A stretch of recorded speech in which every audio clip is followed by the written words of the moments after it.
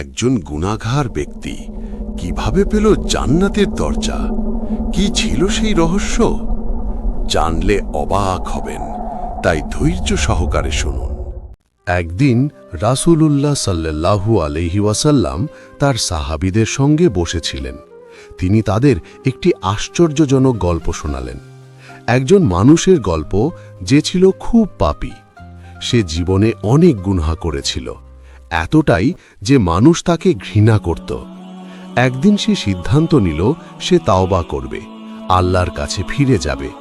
সে একজন আলেমের কাছে গিয়ে জিজ্ঞেস করল, আমার কি তওবার কোনো সুযোগ আছে? আলেম বললেন, না, তোমার কোনো ক্ষমা নেই। এই কথা শুনে লোকটি হতাশ হয়ে গেল এবং রাগে সেই আলেমকেই হত্যা করে ফেলল। এর ফলে তার গুনাহ আরও বেড়ে গেল। কিন্তু এরপরও তার মনে তওবার ইচ্ছা রয়ে গেল। সে আবার আরেকজন জ্ঞানী ব্যক্তির কাছে গেল এবং একই প্রশ্ন করল, আমার কি তওবা কবুল হবে? এবার সেই জ্ঞানী ব্যক্তি বললেন, হ্যাঁ, অবশ্যই হবে। আল্লাহর রহমত অনেক বড়। কিন্তু তুমি যে জায়গায় থাকো সেখানে খারাপ পরিবেশ। তুমি এই জায়গা ছেড়ে একটি ভালো জায়গায় চলে যাও, যেখানে মানুষ আল্লাহর ইবাদত করে। লোকটি সঙ্গে সঙ্গে রওনা দিল সেই ভালো জায়গার উদ্দেশ্যে। কিন্তু পথেই তার মৃত্যু হয়ে গেল। তখন রহমতের ফেরেশতা আর আযাবের ফেরেশতারা তাকে নিয়ে তর্ক শুরু করল।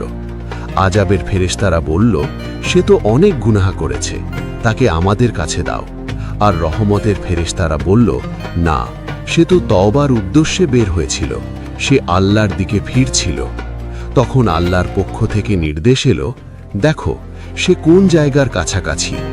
যদি ভালো জায়গার কাছাকাছি হয় তাহলে সে জান্নাতের অধিকারী হবে, আর যদি খারাপ জায়গার কাছে হয় তাহলে তার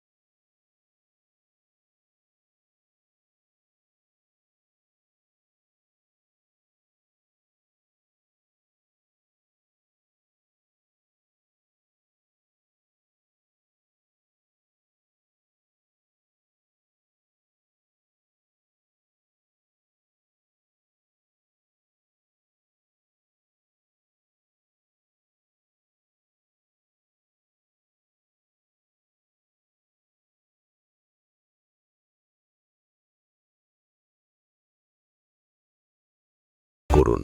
আসসালামু আলাইকুম।